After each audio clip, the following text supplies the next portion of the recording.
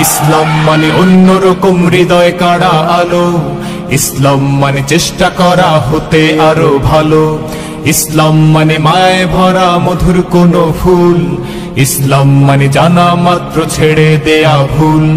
চারিদিকে শুনছি শুধু একটাই স্লোগান, ইসলাম ছিল। আজ থেকে কয়েক হাজার বছর আগে ইরানের অগ্নিপূজকদের মাথায় আসলো বছরের প্রথম দিন,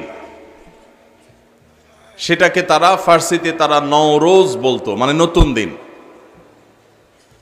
এই নওরোজ বা নাইরোজ, এই বছরের প্রথম দিনকে অগ্নিপূজকেরা, প্রকৃতি পূজারীরা, পেগানরা তারা বিশেষভাবে পুজো অর্চনা এবং উৎসব হৈহুল্লোড় করে কাটাতো। কেন কাটাতো? কারণ তারা মনে করত, তারা বিশ্বাস করত, বছরের প্রথম দিনটিতে আনন্দ উৎসব এবং হৈহুল্লোড় করে যদি কাটানো যায়, তো প্রথম মুহূর্ত, প্রথম দিনটাকে উৎসব এর মাধ্যমে কাটালে সারা বছর ভালো থাকা যাবে, সুখে থাকা যাবে, স্বাচ্ছন্দ্যে থাকা যাবে, উৎসবে থাকা যাবে। এই ভুল বিশ্বাস এবং এই কুসংস্কারাচ্ছন্ন আকীদার উপর ভিত্তি করে সেই অগ্নিপূজকেরা তারা বছরের প্রথম দিনকে উৎসবের সময় এবং উপলক্ষ হিসাবে স্থির করল। এটা ছিল আজ থেকে বহু হাজার বছর আগের ঘটনা। এটার শুরু এবং উৎপত্তি হলো ইরান থেকে। এরপর বহুকাল পর খ্রিস্টানরা এই কালচারটাকে ধারণ করল। তারা তাদের যে খ্রিস্টীয় বর্ষ, সে খ্রিস্টীয় সন বা সালকেও তারা ওই অগ্নিপূজকদের যে সাল ছিল, সন ছিল, সেটার মতো করে এটার প্রথম দিনকে, প্রথম মুহূর্তকে তারা উদযাপন করা শুরু করলো। আজ সেই উদযাপন আমাদের মুসলমান সমাজেও এসে পড়েছে। তার নাম হলো 31st নাইট। এই 31st নাইটের এই কালচার, এটা এসেছে অগ্নিপূজকদের কাছ থেকে, খ্রিস্টানদের ঘাড় হয়ে এখন সেটা মুসলমানদের সমাজেও বসবাস করছে, টিকে আছে। 31st নাইটের যে কালচার এবং সংস্কৃতি, এই সংস্কৃতির মূল থিমটা হলো সেই অগ্নিপূজকদের থিম, অর্থাৎ বছরের প্রথম মুহূর্ত,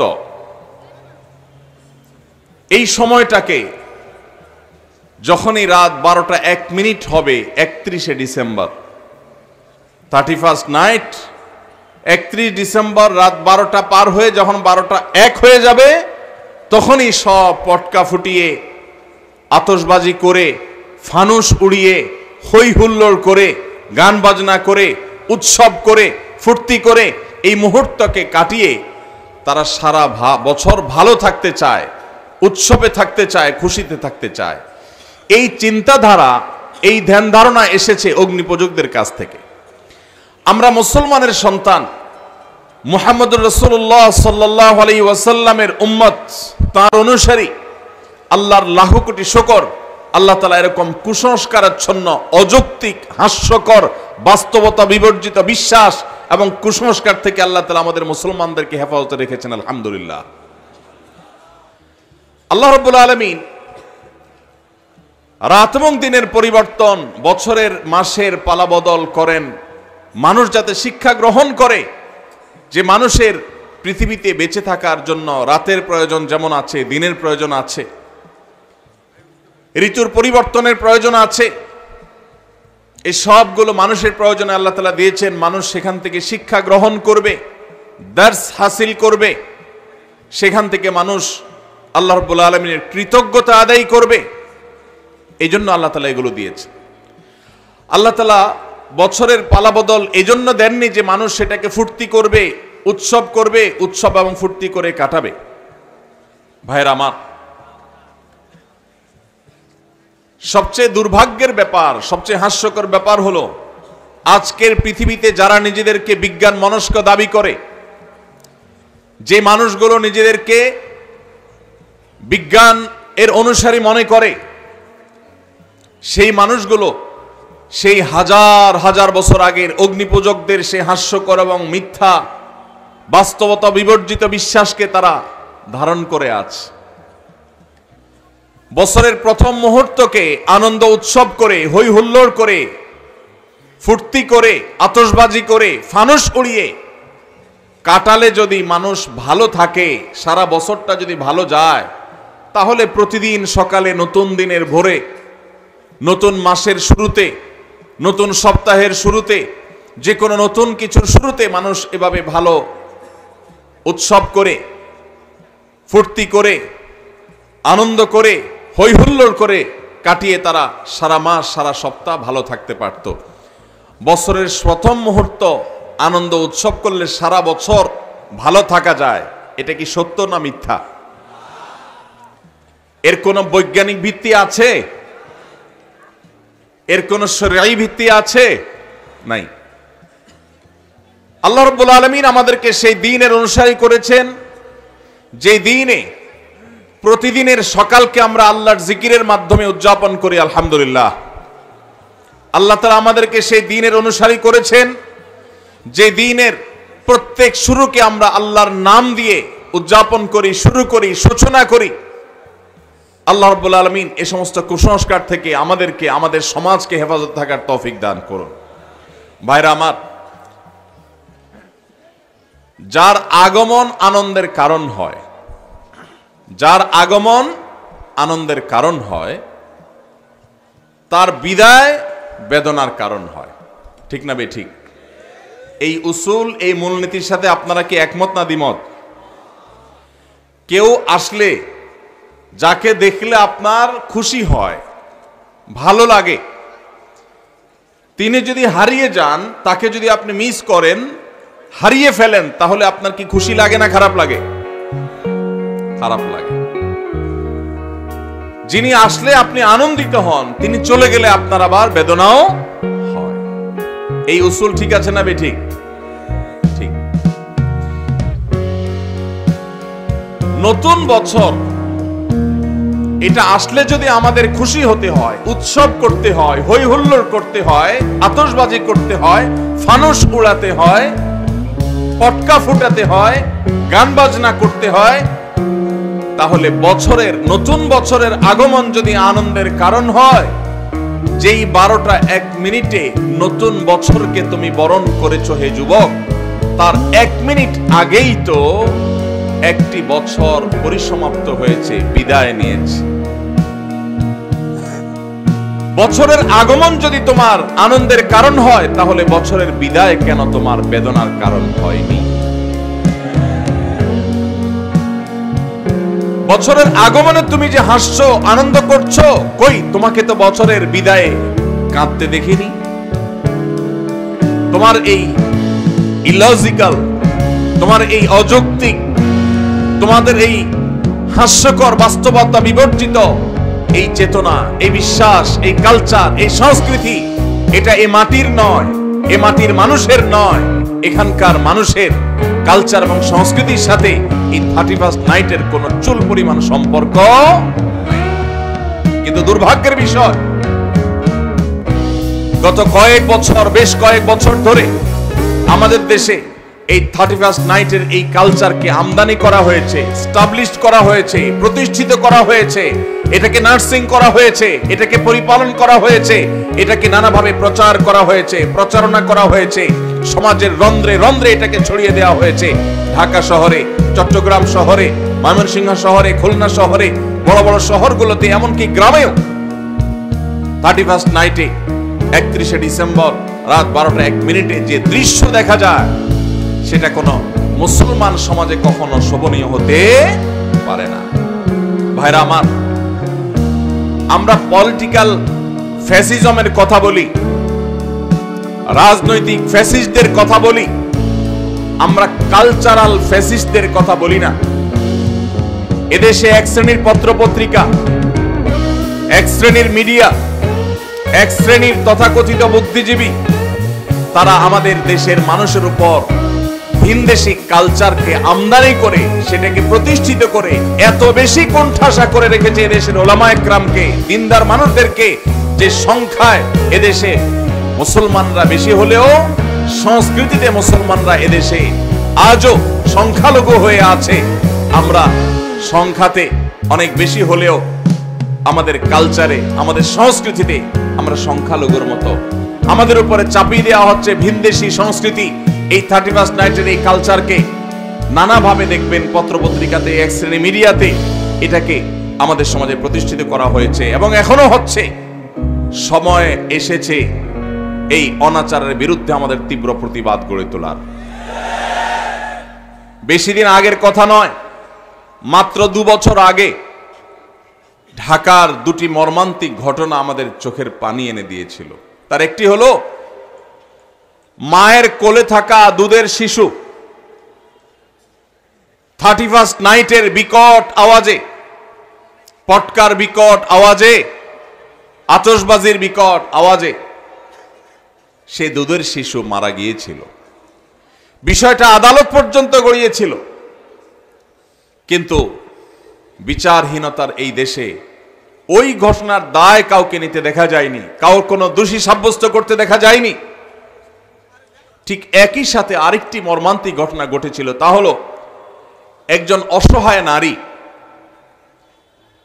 তিনি তার সারা জীবনের সঞ্চয়কে একত্র করে ছোট্ট একটা প্লাস্টিকের কারখানা করে নিজ বাড়িতে প্লাস্টিকের আসবাবপত্র তৈরি করে ছাদের উপর সেগুলো মেলে রেখেছিলেন। এই 31st নাইটের আতশবাজির আগুন উড়ে এসে তার ছাদের উপর থাকা সেই প্লাস্টিকের উপরে পড়ে তার সমস্ত প্লাস্টিকগুলোকে পুড়ে ছাই করে ফেলেছে। এই যে মায়ের কোলে থাকা শিশুর মৃত্যু, আরেকজন অসহায় নারী উদ্যোক্তার সর্বস্ব হারিয়ে যাওয়া, আতশবাজির আগুনকে অপরাধীর কাঠগড়ায় দাঁড় করিয়ে চিরতরে নিষিদ্ধ করার বিচার করবার জন্য এই দুইটি ঘটনা কি যথেষ্ট নয়? কিন্তু ভাইরা, প্রতি বছর প্রশাসনের ভাইরা, পুলিশ, বিভিন্ন সেক্টরে যারা আইন শৃঙ্খলা রক্ষা করার দায়িত্বে নিয়োজিত আছেন, তারা প্রতি বছরই প্রায় এই আহাজারি করেন যে 31st নাইট উপলক্ষে কোনো প্রকার পটকা ফুটানো যাবে না, আতশবাজি করা যাবে না, ফানুস উড়ানো যাবে না। প্রতি বছরই তারা হাহাকার করেন, আর্তনাদ করেন। এই বছরও তারা ইতোমধ্যে ঘোষণা জারি করেছে যে 31st নাইট উপলক্ষে কোনো ফানুস উড়ানো যাবে না, কোনো আতশবাজি চলবে না, কোনো ফটকা উড়ানো চলবে, বাজানো চলবে না। কিন্তু কে শুনে কার কথা? ঢাকার মতো, চট্টগ্রামের মতো এবং অন্যান্য বড় বড় জেলা শহরগুলো যেগুলো আছে, এই সমস্ত শহরের মতো যেই জায়গাগুলোতে বৈদ্যুতিক তার আমাদের মাথার উপরে জালের মতো বিছানো আছে, এই আতশবাজির আগুন যেই কোনো সময়, যেই কোনো এলাকায় শত শত হাজারো মানুষের আগুনে পড়ে ছাই হওয়ার কারণ হওয়ার আগেই এই 31st নাইটের এই অপসংস্কৃতিকে ঝেঁটিয়ে আমাদের সমাজ থেকে বিদায় করতে হবে। ভাইরা আমার, সংস্কৃতির উৎপত্তি হলো ধর্ম। সংস্কৃতি কখনো অঞ্চল ভিত্তিক হয়, ভাষা ভিত্তিক হয়, ধর্ম ভিত্তিক হয়।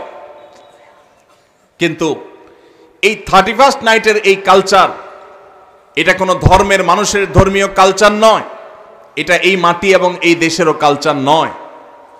তাহলে ভিনদেশী এই কালচারকে যারা পরম আদরে, পরম যত্ন করে এটাকে লালন পালন করেছে, আরেকটি কালচার আসছে 14ই ফেব্রুয়ারি।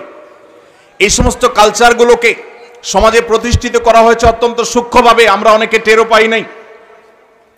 ভাইরা আমার, বিনোদনের নামে, নাটক সিনেমার নামে এই দেশে বিবাহ বহির্ভূত হারাম সম্পর্ক, যেটা এই দেশে আইনত অপরাধ, এদেশের মানুষের ধর্মীয় বিশ্বাসে যেটি অপরাধ, প্রচলিত আইনে যেটা অপরাধ, সেটাকে বৃদ্ধাঙ্গুলি দেখিয়ে প্রতিনিয়ত নাটক সিনেমাতে বিবাহ বহির্ভূত সম্পর্ককে নানাভাবে প্রমোট করা হয়েছে, এটাকে নানাভাবে প্রতিষ্ঠিত করা হয়েছে। বিষয়টা এখন কোন পর্যায়ে গেছে? সোশ্যাল মিডিয়াতে যারা বিচরণ করেন তারা জানেন। বিষয়টাকে এমন পর্যায়ে নিয়ে যাওয়া হয়েছে যে আজকের ছেলেমেয়েরা, মুসলমানের সন্তানরা বফ গফ, বয়ফ্রেন্ড গার্লফ্রেন্ড বলে পরিচয় দিতে ন্যূনতম কোনো হেজিটেশন, ন্যূনতম কোনো অস্বস্তি বা ন্যূনতম কোনো লজ্জা বা কুণ্ঠা বোধ করে না।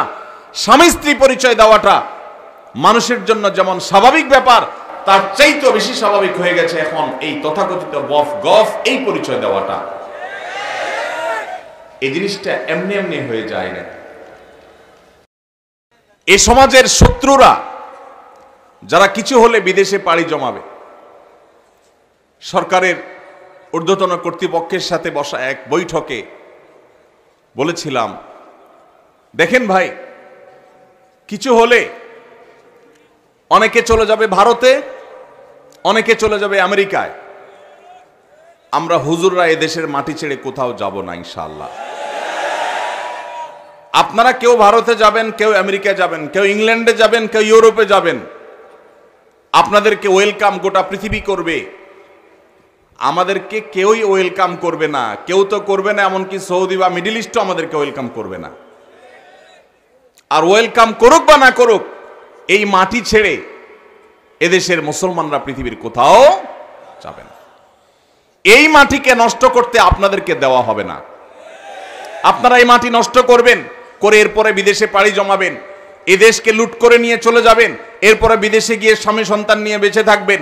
এটা আমরা মুসলমানরা ইনশাল্লাহ হতে দেব না।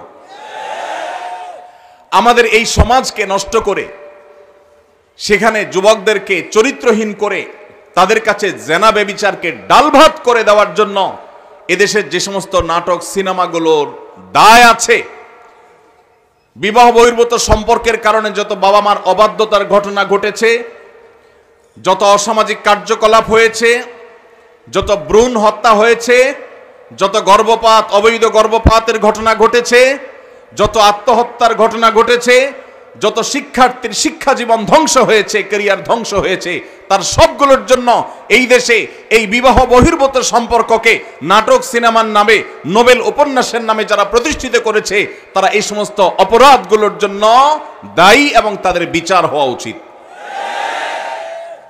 আজ আমার মুসলমানের সন্তান, আমার যুবক ভাই, সে তার হারাম সম্পর্ক আছে কোনো মেয়ের সাথে, সে পরিচয় দিতে তার ন্যূনতম কুণ্ঠা হয় না। এক সময় কুণ্ঠা হতো, এর দায় আরেকটি জায়গায় গিয়ে পড়ে, সেটা হলো শিক্ষার নামে পাঠ্যপুস্তকের মধ্যে বিবাহ বহির্ভূত সম্পর্ককে স্বাভাবিককরণের একটা প্রচেষ্টা গত কয়েক বছর ধরে চলে আসছে।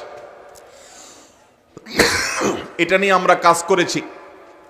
বছর দুয়েক আগে একবার সরকারের একটা এজেন্সির সাথে একটা দীর্ঘ বৈঠক হয়েছিল আমার এ বিষয়ে।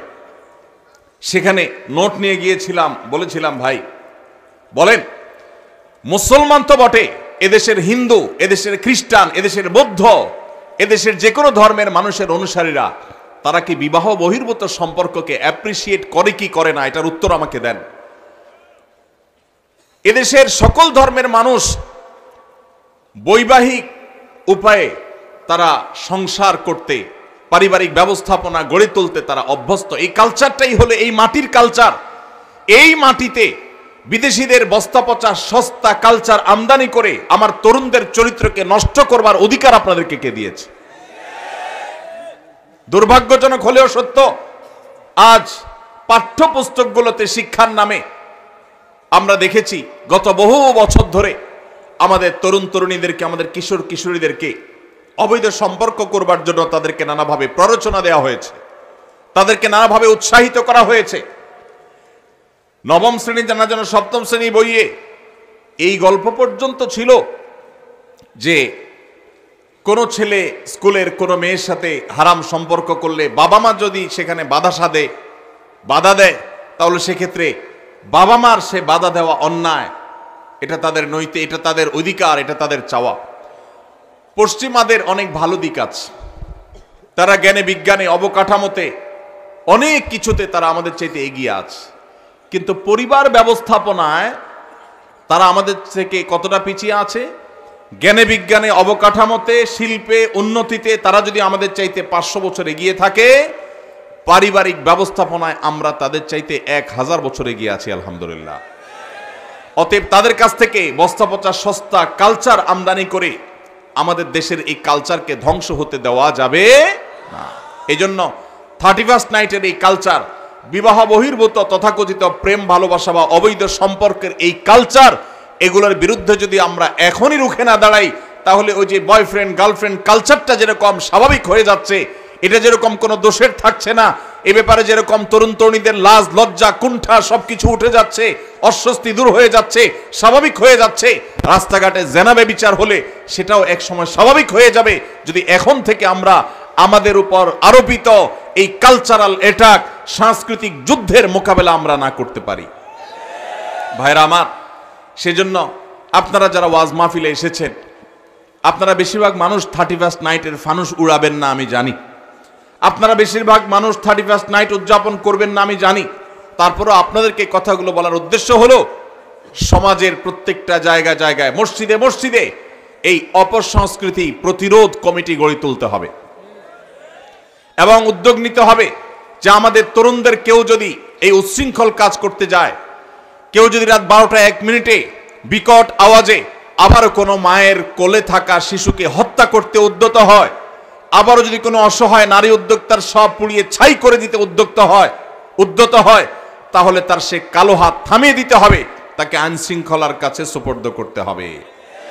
ভাইরা আমার, এখানে আমার অনেক স্কুল কলেজের অনেক বন্ধুরা আছেন, অনেক তরুণরা আছেন, আপনাদের প্রতি আমার একান্ত অনুরোধ, আপনি একজন মুসলমান, আপনি একজন বাংলাদেশী, বাংলাদেশের মানুষের এ মাটির কিছু সংস্কৃতি আছে। মুসলমান হিসাবে আপনার কিছু সংস্কৃতি আছে। মনে রাখবেন, যে কোনো জাতির আত্মপরিচয়, তাদের আইডেন্টিটি, এটা তাদের সংস্কৃতির মধ্য দিয়ে টিকে থাকে। যে জাতি অন্যদের সংস্কৃতিতে হারিয়ে যায়, তাদের আত্মপরিচয় আর থাকে না, একসময় তারা বিলীন হয়ে যায়, হারিয়ে যায়। আমাদের এই দেশকে, এই দেশের মানুষকে, আমাদের আত্মপরিচয়কে নষ্ট করে দেওয়ার জন্য হাজারটা ষড়যন্ত্র আছে।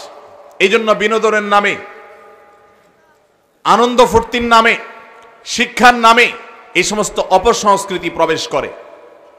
আমার গত কয়েক মাসে বেশ কয়েকবার কয়েকটা মিনিস্ট্রিতে যাওয়ার সুযোগ হয়েছে, বিভিন্ন কাজে বলতে জাতীয় স্বার্থে বা দিনী স্বার্থেই, আমার ব্যক্তিগত কোনো কাজ বা আমার ফাউন্ডেশনের কোনো কাজে যাইনি কখনো। আমি অবাক হয়েছি যে একাধিকবার আমি শিক্ষা মন্ত্রণালয়ে যাওয়ার সুযোগ হয়েছে, মাননীয় শিক্ষা উপদেষ্টার সাথে বৈঠকের সাক্ষাতের সুযোগ হয়েছে। আমি প্রতিবার লক্ষ্য করেছি অন্য যে কোনো মন্ত্রণালয়ের তুলনায় শিক্ষা মন্ত্রণালয়ে বিদেশিদের আনাগোনা সবচাইতে বেশি। ওয়েটিং রুমগুলোতে বিভিন্ন শ্রেণী পেশার মানুষ অপেক্ষা করেন, সরকারের দায়িত্ব পালনরত মন্ত্রী বা উপদেষ্টাদের সাথে সাক্ষাতের জন্য অনেকেই যান। কিন্তু আমি বিস্মিত হয়েছি, যতবার আমি ঢু মেরেছি বা গিয়েছি শিক্ষা মন্ত্রণালয়ে, আমি লক্ষ্য করেছি আমার দেশি ভাইদের চাইতে ভিনদেশিদের আনাগোনা কোনো অংশে কম না, বরং কোনো কোনো ক্ষেত্রে চোখে পড়ার মতো বেশি। আমার প্রশ্ন হলো, আমার দেশের ছেলেমেয়েরা কি পড়বে না পড়বে এটা নিয়ে বিদেশিদের এত মাথা ব্যথার কারণটা কি? তারা আমাদের সন্তানদের মগজ ধোলাই করার জন্য তাদের এজেন্ডা বাস্তবায়ন করতে চায়। এক শ্রেণীর মিডিয়া, এক শ্রেণীর বুদ্ধিজীবী বিদেশিদের টাকা খেয়ে, তাদের কাছ থেকে বিভিন্ন ফান্ড পেয়ে সেগুলোকে হালাল করার জন্য আমাদের সন্তানদের মনে, মননে, মগজে, চিন্তায়, চেতনায় বিষ ঢুকিয়ে দিতে চায়। আর সে বিষ আজ বিষাক্ত করে আমাদের সন্তানদের চরিত্রকে নষ্ট করে ফেলেছে। আমি একটা কথা প্রায় বলি, চরিত্রে কালিমা লাগেনি এমন তরুণ, এমন তরুণী আজ সোনার হরিণ হয়ে গেছে। গত 10 বছর, 20 বছর, 30 বছর আগেও আমাদের দেশের এত দুরবস্থা ছিল না। আমি এই জন্য যে কথাটি বলছিলাম, আমরা পলিটিক্যাল ফ্যাসিজমের বিরুদ্ধে কথা বলি, কিন্তু কালচারাল ফ্যাসিজমের বিরুদ্ধে আমরা কথা বলি না।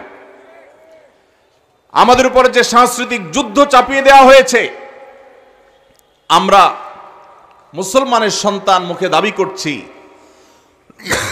কালিমা মুখে পাঠ করছি, অথচ আমার আচার আচরণে, আমার চিন্তা চেতনায়, আমার মননে, আমার মানসিকতায় ভিনদেশীদের চিন্তা চেতনা এমনভাবে গ্রাস করে ফেলছে যে আমি নিজেও টের পাচ্ছি না, ধ্বংসের দ্বারপ্রান্তে আমি চলে যাচ্ছি।